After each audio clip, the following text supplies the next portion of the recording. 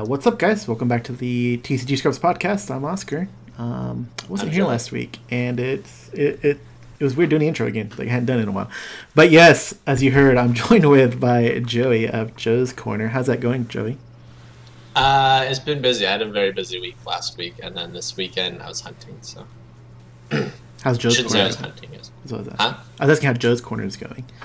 Because I think you brought up a topic that I haven't gotten around to them because I've been busy.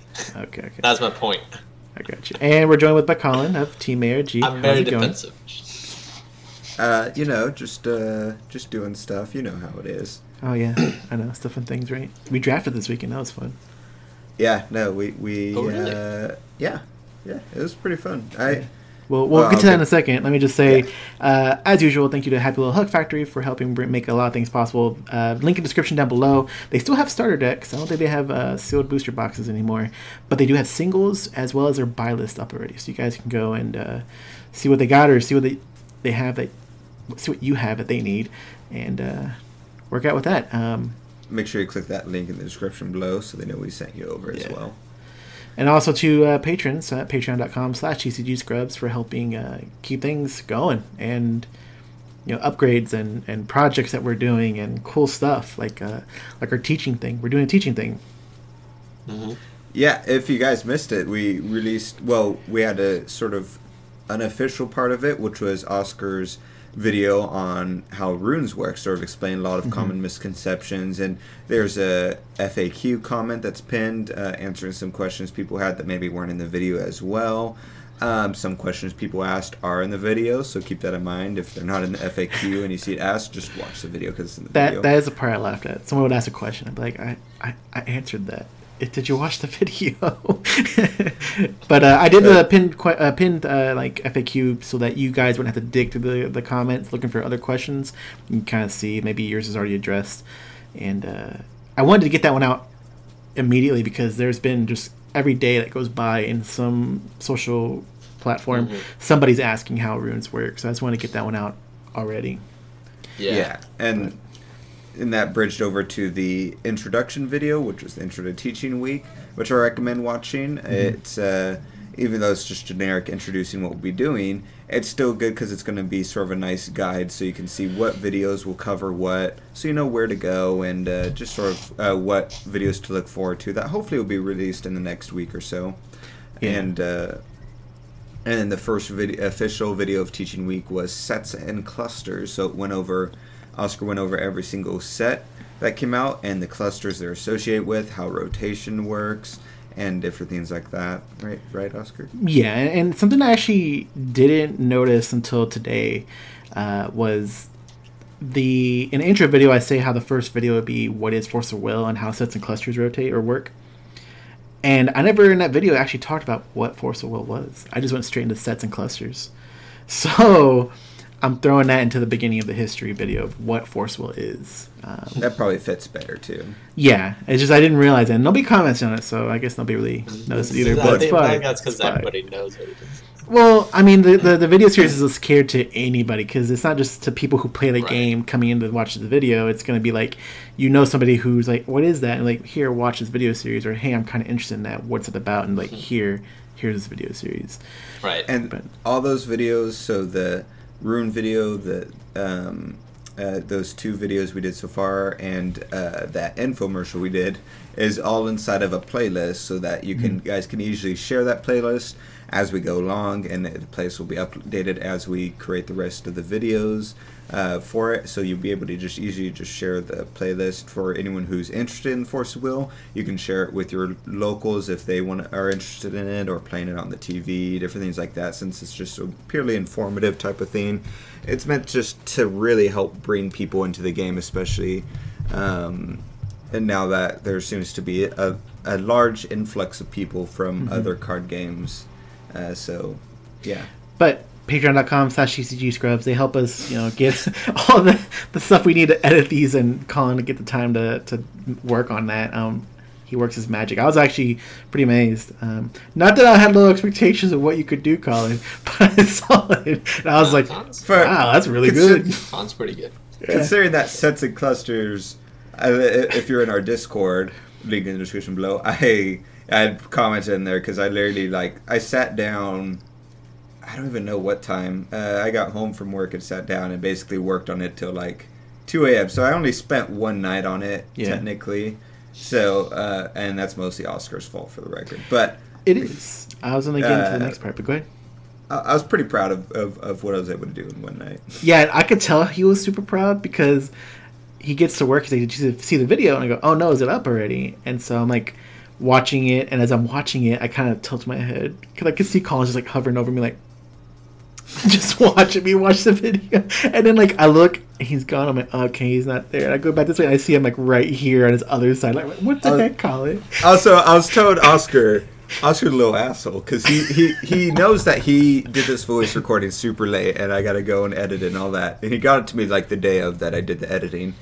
And I'm listening to it, and you will hear this when you're going the video, which also, side note, I helped Oscar. Oscar was supposed to edit the audio, and I edited it more because he would, like, cough or clear his throat and didn't edit that. Well, because some of those clears was me going, like, saying a word, and in the middle of that word going, and I was like, oh, I can't cut that out. That doesn't sound weird. You can. You just got to zoom in really far. Anyways, point is, you get to, I would be editing, like, oh, cool, I'll just throw this in here, and it gets to part, and he'll be like, yeah, and it's like, the old cards look like this, and the new cards look like this. We'll have something on the screen showing that. I'm like, screw you, I was not going to have something on the screen showing that. And the worst was, you'll see it, it's literally, he says this passing sentence of, like, the Vingol for it. Yeah, Vingol 3, he's like, and it had a bunch of cards that were, like, old rulers from Valhalla cluster. We'll have some examples on the screen here. And I was like, what do you mean? And I don't know what Valhalla rulers were in Vingol 3. And so I had to go through the Forcible database and filter it by those two things and just scroll until I found ones with similar names. And it's that giant image of, like, 5 cards at the bottom, 5 cards on the top. And I create the image, and it's like 5 seconds on the scrine. All because he said that one sentence. I said it, and it was like, okay, now to the next set. Like, almost immediately. That's so funny. I actually didn't realize. It took me, like, until, like, just recently, like a couple months ago or something, when I was looking through Vingolf 3, that a lot of the like cards from it were actually, like, rulers from the original Vingolf. Like, that was, like, to me, like, the huge, like, pitch when they announced it was that it's old rulers from back then too. Yeah, I, like, for some reason, I, like, like, I thought, they were doing the whole, like, nostalgia thing, and I thought they were only going back to, like, Alice Cluster, which is, or something. Grimm Cluster. Grimm, yeah. Yeah, Grimm Cluster. And then, like, I didn't know they were going even further back with Valhalla stuff. Yeah. But, no, that whole video series, I had originally wanted it to where we had it all done and released it once a day. But Colin's like, no, just start releasing me. I haven't even recorded the history of Forcible, which is the next video. Well, and I'm still writing the script. Hold on, let me finish. I'm still writing. It's not really a script. It's like notes jotted down that I can go over and not miss points. But I have to send it to people to get verified information. Like, hey, this is correct, right? So we're not giving you things where, like, we heard and maybe that person just made it up. And so I was going by that. And also, we weren't around Grimm Cluster, so I have no idea what the meta was like back then or how decks were formed. I'm just going off what I do know and how things were released and things that happened and whatnot. And so I'm having to send it to people. So, like, I probably won't record this video until Monday night or Tuesday, who knows. And then we have to look at releasing it from there. So it's just supposed to be teaching week. I do think it's a better idea to, like, release them as they come out, though. Because otherwise we would have just, like, procrastinated and, like, what I'm doing. Yeah, so, no, see, that's why I did it, because I know Oscar. And I know if I don't just, like, go dive in, he's going to keep... Because this was supposed to release a long time ago. Oh, yeah. And he just keeps postponing it over and over again. And so I was like, screw it. I'm doing this. We talked about this entire idea, like, 6 months ago. It was actually pretty funny. I think at the beginning of September, Wiki came out with one of the podcasts, and Colin mentioned, like, okay, so, like, at the end of the month, around when the new set comes out, we should have, like, all these great teaching videos. And I was like, oh, so I only have, like, a month to, like, get all this done. And or my section. And then Oscar's kind of like, okay, so do this, but like wait until like you see my video. And I'm kind of like, okay, I can do that. And then it's like another week rolls around. Yeah. Another week rolls around. Another week rolls around. It's like, So now that I have something to base it off of, though, I'm gonna read we're getting there. And on the history part, I have all of Valhalla, some of Grimm, and most of Alice written down. So as soon as you get through, is it Lapis and Red Cluster, and I already jotted a little bit of information we had for New Valhalla, but I need to send to some people who were around for Grimm to tell me everything exact. Yeah. So soon, guys, soon. If you're watching this podcast, it's not out yet. That's why. That's what's up. Also, I'll try and get my stuff. As a side note, just so everyone knows, Oscar scoffed at my infomercial idea. I did. And said it was super dumb. Well, because I read it and it was just super cheese, and I was like, I guess, Colin, if you think this is a good idea, you're gonna reach out to these people. It's like, yeah, no idea. I was like, all right, man, you can do it. Do it. It already ended up being really good, but I feel like if we had actually got enough people to like other people to do more, it would have been way better too. Which you had I just accepted that. Right, exactly. That's why like I'm in there and stuff. I did want more cameos and stuff, but like people I was asking like kept saying they couldn't, and so I didn't want to keep postponing the infomercial longer and longer. So I was like, it's not that big a deal. I got Negative and Red Zone in my grant, so that it was enough. I thought it was funny. But when it comes down to it, like you pretty much got the full blown, hey, this is great, right? From EG. Yeah. Jeff Finnegan told me that he showed it to EG and that EG thought it was funny. Yeah. And I was like, screw you, Oscar.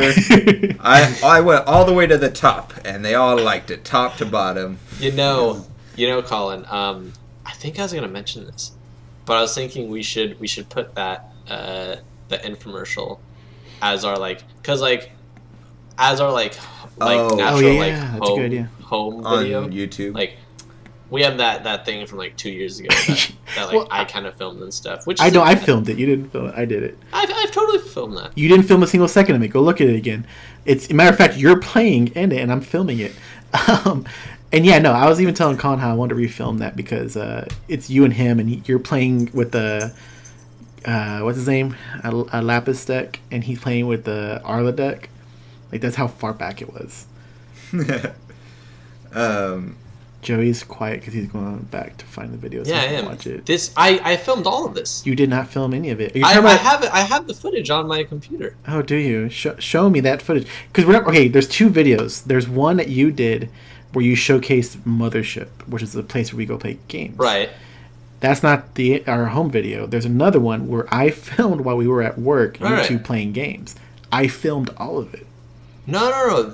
This is at work. But it's all coming together. Yeah, because I even picked the music, and because I told you about your video, what music to use too late. You had already picked something else, and that was my one thing I didn't like about yours was the music. But that was it.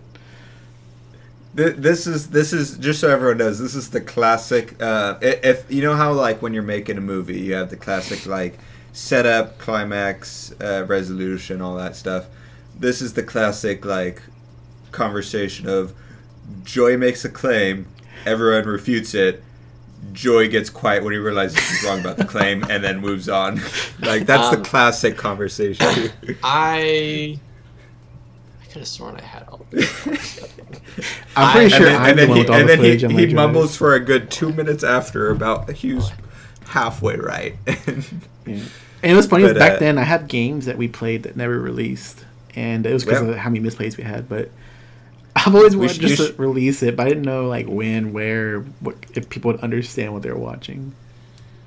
Because I was going to create the system because we were doing so many misplays that I was going to create a system where we got points for the amount of misplays and stuff like that. I forget the exact specifics of it. That's where your Discord icon of the poop dude came from. If you go, that was a while ago. If you go back, there's at least 1 or 2 videos where I used that both for like I don't know if it was for the scoring system, for when people made mistakes, but I also used it as the bat thing, like the transition where it's like it had the little poop symbol going from game 1 to game 2 and stuff. The few videos I did with it, I'd put a little ping, and there was like a one video where it's like ping, ping, ping, ping, ping, ping, and like a giant one, boom. I didn't do a sound effect for it, but it's like a big.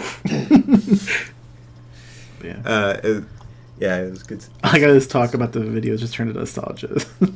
Just talk about old times. Oops. But I guess back to current is me and Colin got to draft this weekend, which was cool.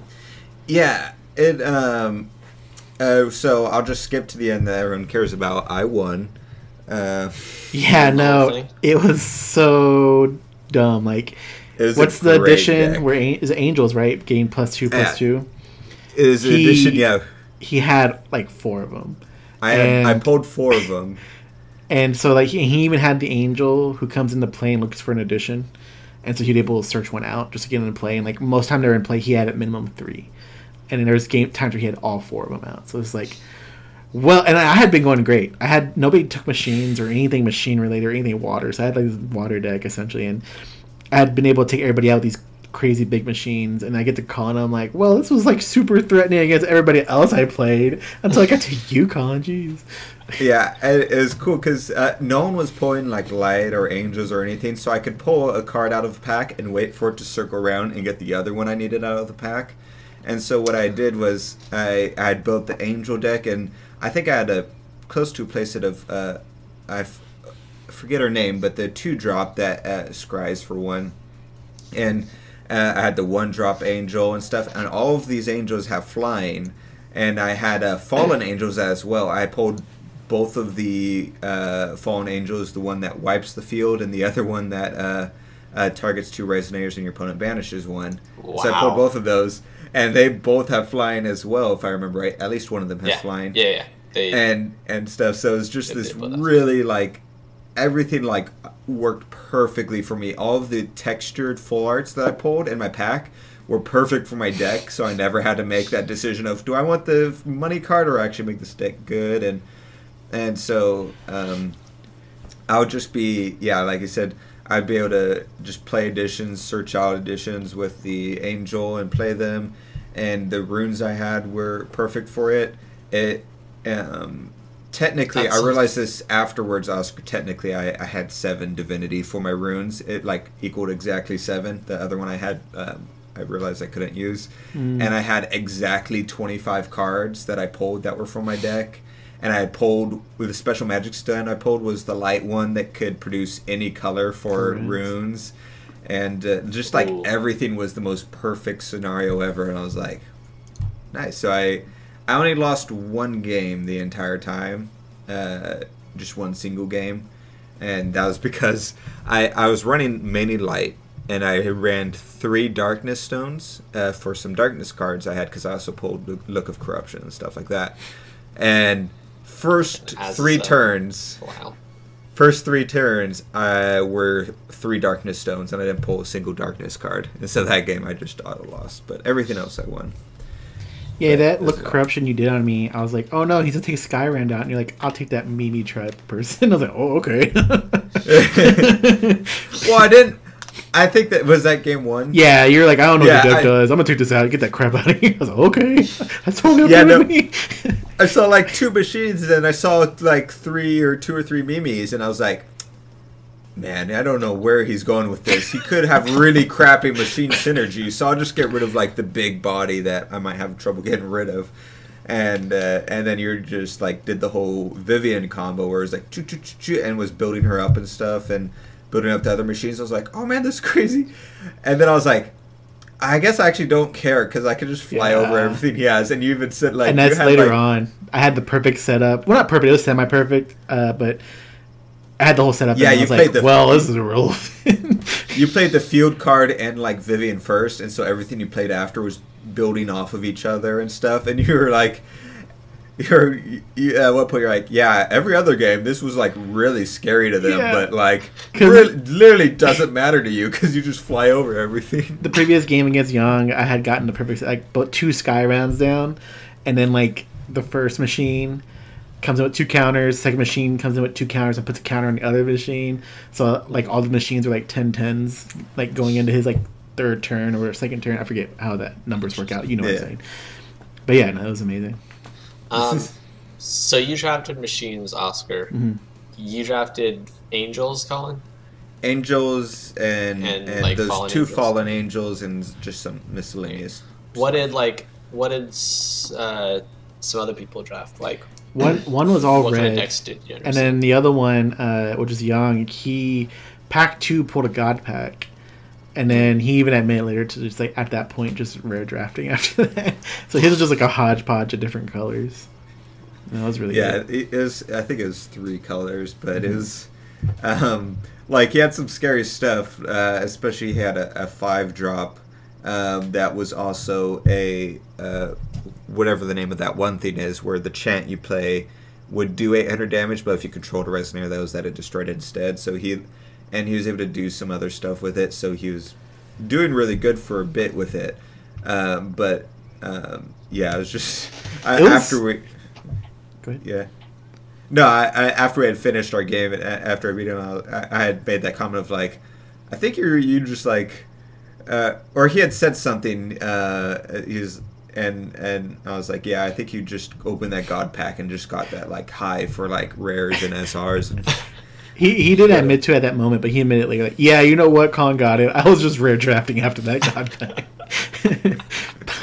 Oh, that's funny. It was great. I also had Hamlin in my deck, and I was able to steal some pretty like key Resonators at moments. I didn't like the randomization of it. Really cool. He's cool for draft. Hamlin so much. Well, because when we were doing spoilers, I'm thinking like constructed now, but like in draft that was pretty awesome. Just being able to drop him for 5, and then being like, okay, here's these numbers, roll a die, landed on this one, cool, and like that's how I got one of the games. Just like throwing down a Hamlin, taking his only like recovered Resonator, and then being able to swing the game. Yeah, that's good.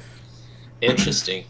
Do you guys think like the draft was like a good? Is it like a good environment? Like, are there options you have? Like, are there a lot of options? Are there maybe not enough as you would have liked? Like, do you think one like strategy or draft strategy is like stronger than all the other ones? I think draft works really well. There's definitely a lot more going on now, because it's not just, hey, what cards and colors are good for my deck, and what ones do I want to deprive of my opponent, to steal from them. It's more than that now, because you also got to think of the divinity or the rune deck. So you got to think of the divinity cards you're pulling, or the rune cards you're pulling, and what their divinity is as far as like the cost and all that. You got to see what you want to starve your opponent of as far as those rune cards as well. And because it's not just like trying to make sure your opponent doesn't get rare cards. There's a common rune card that cancels that's super strong instead of limited and stuff like that. And so I think there's a lot more to think about, which makes draft at least feel a tiny bit more competitive than before. And it's a lot more going on, but it also, like I had said the first time at pre-release, it makes it, with the rune deck, it's way easier to have closer games. Yeah, play good even with a crappy deck, as long as you have you could have a decent rune deck in a crappy deck, or a good deck in a crappy rune deck and stuff like that, and all those different combinations, you'll come out fine. Like the only person that'll come on top naturally is someone who is able to draft a really good deck and a really good rune deck. But I feel like because of how much you have to think about, like I said, of what cards to keep, what cards to starve, and what cards to grab for a rune deck, and what cards to starve from the rune deck, and stuff like that, it's very rare that someone will come out with both of those being really good. Like, my rune deck was okay, but it wasn't great. It was just my main deck had, like, crazy good synergy. But the rune deck was just the only cards I could put in my rune deck, essentially. Oscar. What was the question again? I heard it. Listen. I heard you, and I thought about it, but then Colin talked for a while on his own down. Right. It was basically I was like, did you like the format, like the draft environment? Like, do you feel like there are strategies to draft, and did you think there was like one that was stronger? So I did like it, and here's why. Now, I'm not trying to like phrase this away like, oh man, I'm so good at drafting beforehand that it was boring. But it was a boring way to draft before runes came out, because it added a whole different strategy to the way you're building your decks. and I like it because it's even more difficult than it was before, and I kind of like just tackling that. That's kind of just my big takeaway from it. Is I like this better than we had it before. Okay. Did you could you identify different routes on where to go? Like if you got Mimis, did you want to draft Mimis, or if you got Valkyries and humans, did you want to go that route?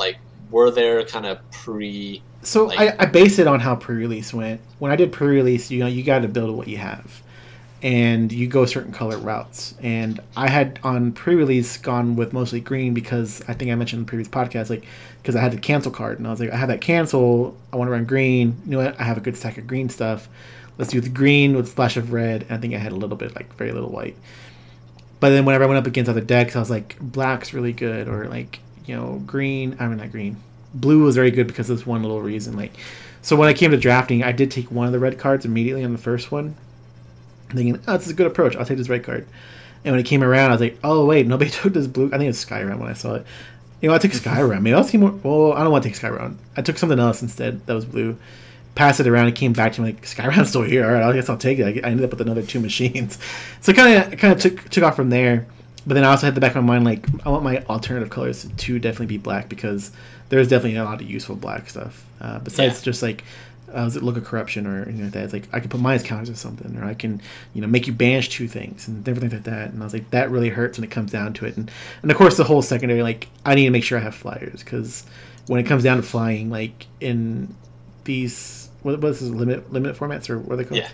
Then it's a lot of people don't have them or don't have enough of them. So I was trying to make sure I pulled a decent amount. Obviously, I didn't pull enough because Colin just destroyed me. But it was in my mind. It was definitely in my mind. Yeah. Interesting. And I also, and I mentioned this to Oscar when we were done for the day and stuff like that, because we haven't had a chance to play too much of the game. And so after being able, especially in real life, and so being able to play with different people and stuff like that, I don't know, I was I actually really, really like how the gameplay is with the rune deck. I don't know, something about, it could be different, because granted I haven't really done New Frontiers yet, as far as playing and stuff like that, so it might be just, dumb inside of that. But as of right now, I'm really enjoying the rune deck and how its interactions with everything and the extra sort of layer it adds to gameplay. So it makes it so there's just, I don't know. I just really enjoyed playing with it. I was telling Colin at the same moment, I like it because you don't depend on it as heavily as you would have, say... Okay, no, I said you didn't depend on it as much as I thought we would have. I thought going into it, it's going to be this heavy lean on a whole rune deck and how it worked. But then I thought about it afterwards, it's because of how Scheherazad's Grimoire deck worked and how the fact that everything in it was quick cast because you're activating through her ability, and instead it's just a secondary deck that some's quick cast, some is not. So I like it. Yeah, I do I like the way everything is because, like I said, you don't lean as heavily on that rune deck as we may have predicted. It seemed a little more fair, like the way they designed the whole rune system and stuff. And then my thing that I thought was really cool is drafting runes and stuff, and you what runes there are going into it because there's only 4 chant / runes between all between each color. So there's 4 in green or so. There's 6 maybe, I don't remember exactly the exact number, but so there's not a whole lot of runes you can actually play that are chant runes. So there's a lot of limited options, and then you need to think about, okay, if I pick these runes, what ruler, what draft ruler am I going to do? So I just thought it looked really runes could be a really interesting skill level, a skill what am I trying to think, like a skill gate, I think, on who can draft the best rune deck would could come out better than somebody who drafted a bad rune deck. I thought it just sounded really cool, especially in limited where what all the runes are essentially. So speaking, going off of that, hold on, one question. I'm not sure where you're going with it, but I had one other thing I wanted to mention is after we did our draft and we're just kind of sitting there and going through some prize packs and whatnot, I did overhear some people a few tables over, and I was like, Colin, did you hear that? But he didn't hear it. It was, so there was an X-Wing event going on, and some of the X-Wing players are those people who play every card game, except for Forcible. And they were sitting there because I think they're getting ready to do the Transformers card game stuff, because some of them had boxes and whatnot. And I overheard one of them say, yeah, no. And they're going by the little, was it list that gets created where they talk to stores, see how much product they're selling for each game, and report back on it. So it's kind of like based on the word of the store. And there's a list that ranks all the store or games. And they're saying, I don't understand. It doesn't make sense that Forcible is outselling Dragon Ball Super right now. But yeah, no, that shouldn't even be a thing. That's ridiculous. And I was laughing because I was like, yeah, well, one, where are all those players at? There was a post in the US group saying, how is it that my LGS sells out a product, but we still only get like 6 people to even run a tournament at our store? And it's like, what's the name for the people at kitchen what? Kitchen table magic. Yeah, but Forcible. It's like, it is that, because like our LGS sold out of starter decks. I bought one of each, and only 2 other people bought one of one deck and 2 of another deck. But she sold out of all her product. Colin didn't even get any. So I was like, where'd it go? Yeah. Where are these people? Like, why aren't these people coming in every weekend? Yeah. That's why I suggested to Oscar of like giving them like something to hand out with the product that lets them know when we meet up and stuff like that. Because maybe they just don't know, because there's nothing in the store that lets them know and all that. So I think we just gotta work better on that. I'll remind me to remind you, Oscar, to message about that. But yeah, because we've gone in there to buy like a new set that just came out, and she was like, "Oh yeah, here you go. I set some aside for you guys because somebody came in and they each bought like a case for themselves." And I was like, "Whoo!" So why are they not? That's so funny. Yeah, because we struggle for our locals. Period. Like 4 to 6 people. When it's 4, just round robining for fun, and it's not as fun because you want a big turn. You want to be able to go and test your decks out. You know what I'm saying? Yeah. So we're just trying to build it, but those people just playing at home and opening cards up. Real quick side note: if any of you guys were VIP on the Forcible Rewards, I just got a notification that they have some sort of survey for consultation, like asking how long you've been playing Forcible. What are your thoughts on the new set? But one thing I want to real quick mention to you guys, I was reading over it. Question number 2 is, going into future sets, what would you like to see kept the same, changed, etc.? Which I think that's a really cool question. But this is an important question, 3. We need to all make sure we take this survey and answer question 3, which is,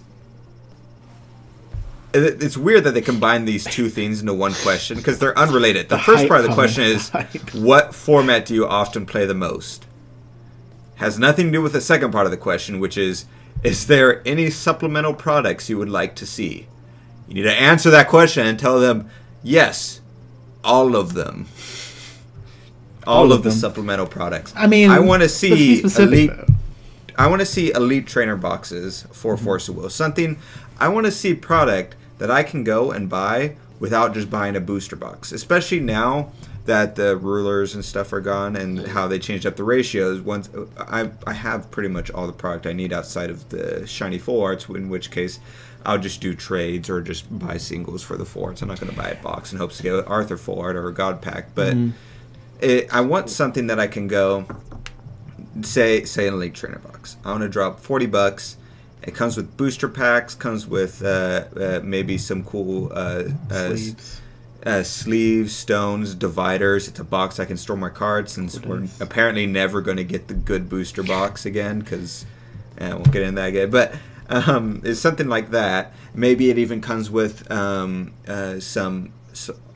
promo card in it or something. Something that... and maybe the promo card's random. Maybe it's one of like 3 promo cards you could get. And it's good cards that you would actually want to play set of, so it's motivation to keep getting those again and stuff like that.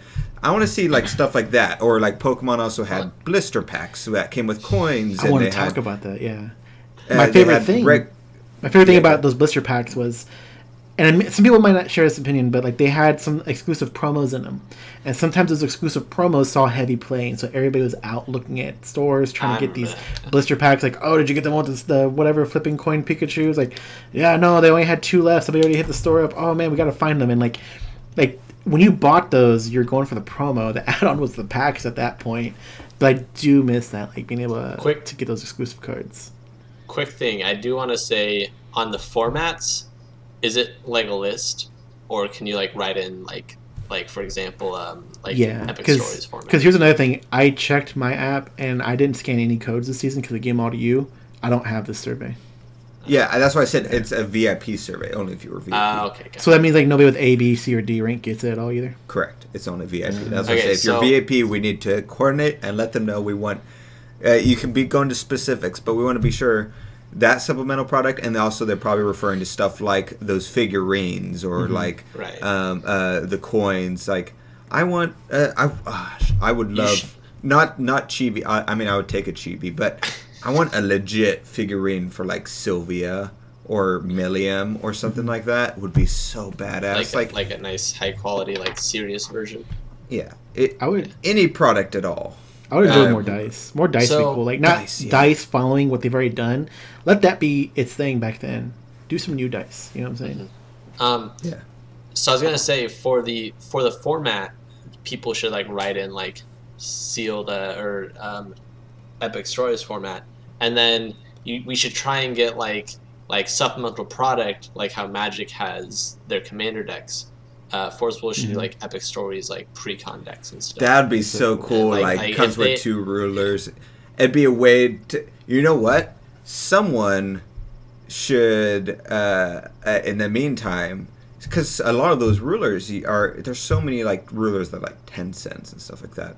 There should be an online store that like pre-construct, because it's one of a bunch of cards and most of them are cheap. So just throw all the cards together. Here's an Epic Stories deck, 2 rulers, here's the deck, here's the stones, all legal, $5 or whatever. That would be crazy cool. Yeah, that smart idea, and get rid of a bunch, because there's so many cards that are completely useless in Wander, completely useless in New Frontiers, but are great in Epic Stories. So no one's buying them, so this is would be a great way to funnel that product elsewhere as well.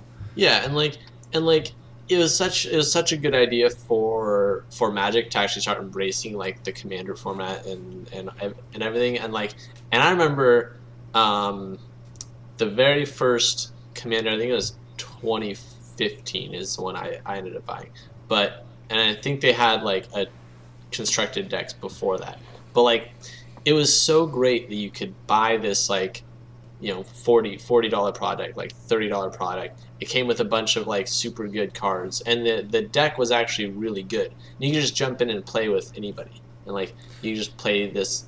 I had a mono black deck, and my brother got a mono red deck, and then like our other 2 friends got like mono green or something, and then I think a mono white, it makes actually like getting a Epic Stories game going, or Commander in that case, but like going is so easy, and like Pete, you can like these are fairly competitive, strong decks, and like they're fun to play, and especially with like if you start getting worried about like power levels, like these the constructed format, like the Commander formats are like the decks they make are all like kind of the same power levels, so like you're not going into a store fighting some guy who's got like infinite combos and stuff. So I think it would be so cool to see Forcible like do that and really embrace. And it'd be cool if Forcible like officially did it. They can make it really appeal also to people who don't play the game, collectors and stuff, because they could make the rulers and make them commander size, so you get like a big Sylvia and stuff like that, and that'd be so awesome. Cool. And maybe even do alternate arts of the rulers. And like I don't know if they would do this, but like you also like Magic ends up printing out like commander only cards that like are only legal in the commander format, but you can't play in like New Frontiers or Wander. And I think that'd be like if Forcible goes this route, they can obviously like do that, and that'd be really cool. But it could be something that if Forcible has like extra cards, like if they have extra cards from Valhalla that they never sold, or you know, I think I heard that Jeff had like a lot of like pantsless cats lying around or something. Like there's just, I think there are cards so lying around that they could use. I don't know. It should be really cool. You know? Yeah. Be really cool. Some pre-release decks would be cool. Like the way other games do. Like I know Pokemon followed it because Magic was doing it, but like you get a little box and then you open it up and your 5 or 6 packs are in there with a seeded pack and a promo. And Pokemon does it where there's 4 possible promos. So people go to more pre-releases trying to get more, like one of each of the promos type of thing. Yeah. Forcible can definitely step up their pre-release stuff. So perfect, because unlike the pre-release kit, because you still see those pre-release boxes for Pokemon and Magic being sold at you know, the local game store or GameStop and stuff like that to buy for I don't know how much they cost, $10 or $15 or whatever. So 20. It's cool just to be like 20. I've seen them cheaper, but you could go and just be like, hey, here's $20. You're not playing a pre-release, but you're getting your money's worth because just the packs alone are worth 20 or what have you, and then you're also getting the possibility of the promo and whatever it could be, like a dice, I'm sure, or something, a coin. I'm trying to think of something cool Forcible would do, but yeah, I think coin or dice would be super cool. But yeah, I like it because of the idea of like getting one of those. And like, say we go pre-release, you get an extra one and just throw it on a shelf for a while, and all of a sudden, like maybe a year later, 2 years later, it's like, Colin, you have one too. Let's open them up.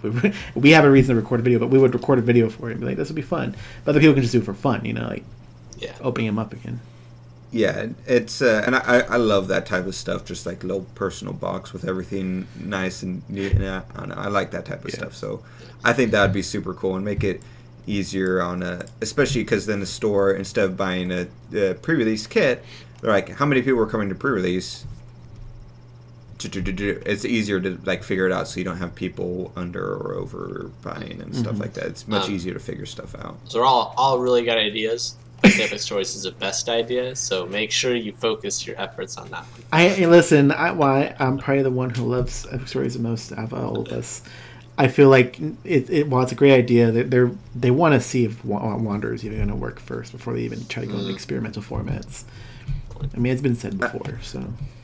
Yeah, but and that's why I'm not holding my breath also, because like they're trying to see if Wander works while putting the like most minimal amount of effort into Wander as physically possible. Yeah. Like I know Jeff has helped a lot with especially with the ban list, has been a huge help, but like the GP, I felt like the GP went pretty decently well, especially in context of the attendance and all that for all the other GPs and all that. But I don't know, I feel like it's there more could be done for Wander and promotion, especially like if we did the Elite Trainer box idea or some other, you could do that for Wander and have pre-built Wanderer decks, because one of the most intimidating things about Wander is just looking at all the cards and figuring out what deck you could possibly make out of all of it. So if you have that starting point, that would be a great way. Or even if you don't want to release decks, pre-made decks for people to buy, you're not sure if they'll be bought, make a cool section on the official Forcible website, like, hey, you want to get into Wanderer? Here's 5 colors, 5 deck lists that are sort of pretty good, just base level where to start, and we'll explain how to go from there and stuff like that. Like, I don't know, it's a tricky format to break, but I feel like if Forcible could break that format, sort of like get people interested into it, it would benefit them just a whole lot, because of the amount of old product that would be sold, especially would help reinvigorate other people to sell Forcible who... Seeing reprints would be amazing. Like direct reprints. Be like, oh, hey, there's a new version or new artwork for Milky Way, you know, and you can either buy the old one or run the new one. Milky Way. Oh man, that's a good one, Oscar. Everyone knows the Milky Way card. Honestly, I'm scrolling through old cards trying to find a decent example that doesn't use a name directly, because I understand that the name directly is tied to that storyline of the cluster, and they're heavily using the storyline. So I happen to stop on Milky Way, but like there's Open Sesame and Wind Dagger, like things like this that have generic names are part of the cards that they would want to aim for. Be like again, like Pokemon. I keep going back to like, oh, I can use Gen 1 Ultra Ball or Gen 2, whatever. Like all these old versions of Ultra Ball, or things like that. Like Yeah. VS Seeker when it got reprinted, people were using the original VS Seeker just because it looked Right, nice. and like you can't like reprint something like Guinevere Yeah. in this new stuff, although they probably will to Knights of the Round Table. But like you technically can't because the story shouldn't support it. At this point, it does, but Right. And I don't think they would print Guinevere in general, but like other cards, What? it makes they don't like the whole free effect of it. If they reprinted it, it would be effectively yeah, different, which doesn't work anymore. The whole idea I was given. I was talking about like a machine version of Guinevere. Well, yeah, but like once you just change it, it's just no longer a great way to do those reprints, Oscar, would be to do another Vingolf. Because they've done reprints in Vingolf, and they're legitimate reprints, especially Vingolf 3 is a great example of that. And, just do another Vingolf. And I still hold to my idea, and I think Jeff even said it was a good idea at some point. He just doesn't know if that would ever be a thing the company was interested in. But doing a Vingolf that's geared toward Wander, whether that means all the cards are only legal in Wander, or they're legal in New Frontiers, but they're pretty much completely crap in New Frontiers, and they're just work really well in Wander or stuff like that. And it's stuff that bounces. I don't think there are any cards like that, though. That only work there is. It's like, hey, this card does 500 damage to target Resonator. If you're J Ruler's Push of the Beastmaster, it does 800 instead. You could do cards like that are technically legal. So like making new cards. Mm-hmm. Yeah, completely new cards, but it also has reprints. It also has this is where you could put Ascended Rulers inside of there, and maybe those you would make only legal in Wander or something like that. You still have the set number in the bottom corner so that they physically don't work in New Frontiers. But I think that would be a super. I don't really play Wander at all, but if they came out with a Vingolf like that, I would 100% get into Wander, because it's just that starting point. I don't want to make a crazy competitive deck in Wander. I want to do fun, janky stuff, but that requires a lot of effort that I don't want to do. So, like, a Vingolf would help me. I like how like you even have all the cards, or like 90% of the cards for Wander. It's like so Colin, what would you? Oh, sorry, I thought you were done.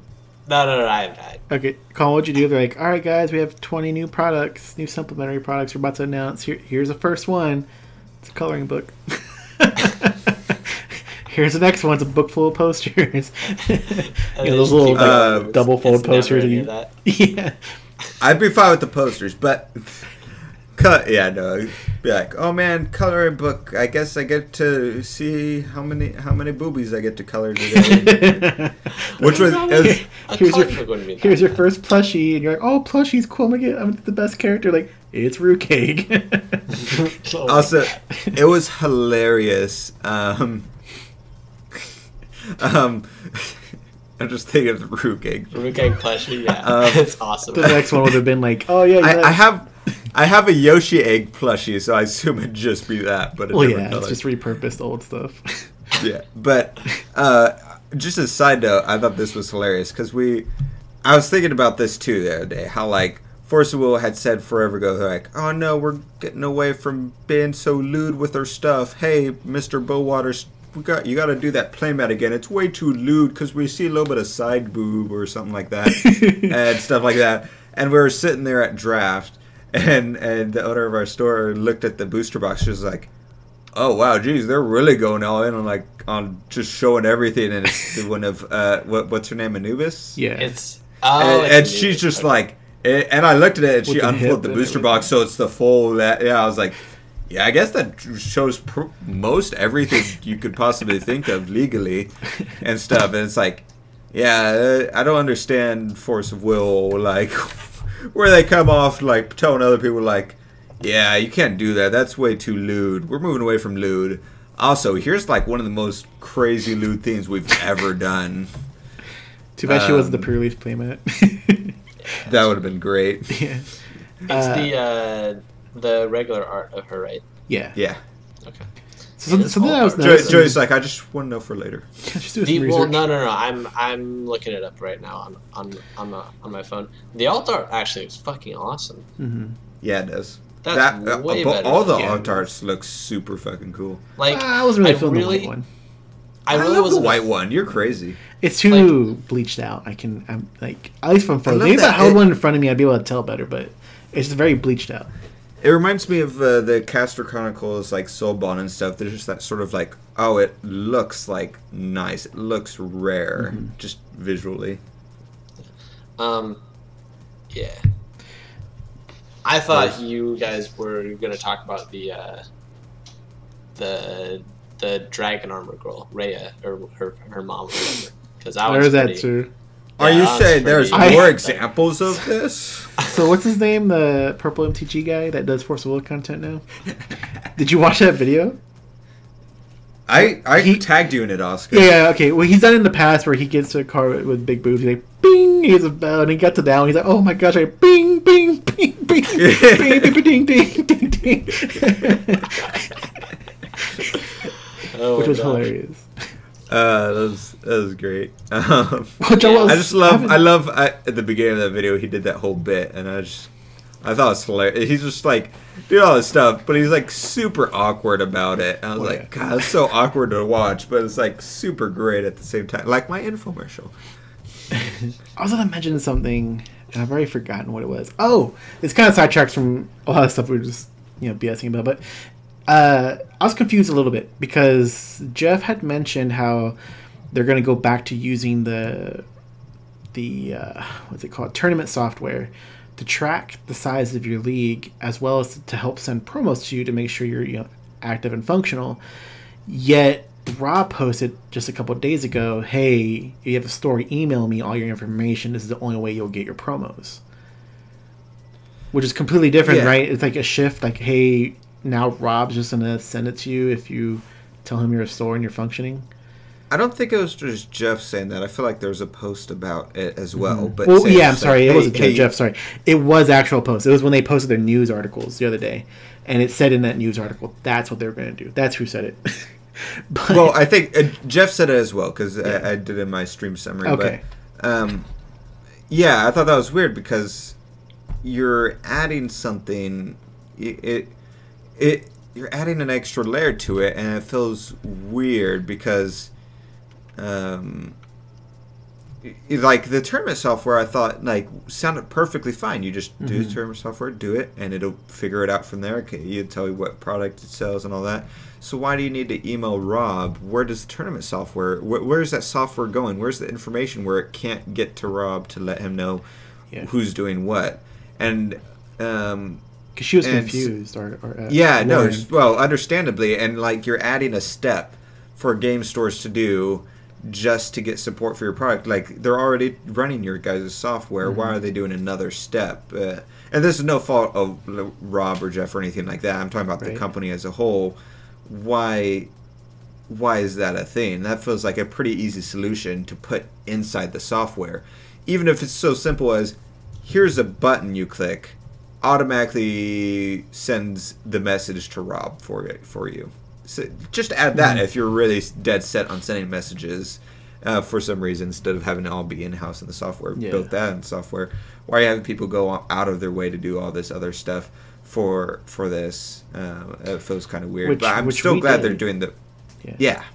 I'm glad they're still doing the promos directly to the stores. Obviously, this is still better than what was happening before. But... yeah, I'm curious why they switched, like you said. They were like that all the way up until that post. I was like, also do this.